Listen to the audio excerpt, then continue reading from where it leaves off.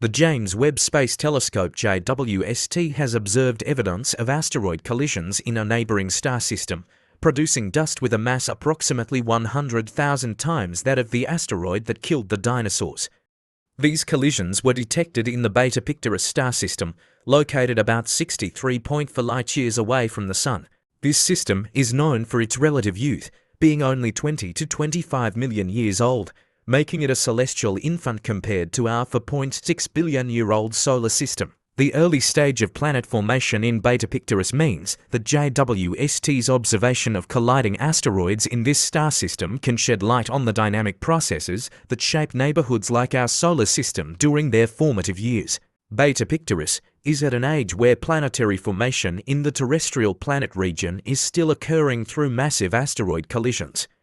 Hence, what we observe here fundamentally represents the rocky building blocks of planets and other celestial bodies. Despite its relative proximity, the distance between our solar system and Beta Pictoris makes the direct detection of colliding asteroids extremely challenging. Beyond just the distance, capturing a collision within Beta Pictoris requires observing through the dusty gas and dust torus, known as the protoplanetary disk, surrounding the young star. To make this detection, Chen and his colleagues compared no data from JWST with observations collected by the Spitzer Space Telescope between 2004 and 2005, focusing on the heat emitted by Beta Pictoris. They identified significant changes in the energy signatures of the dust particles around Beta Pictoris.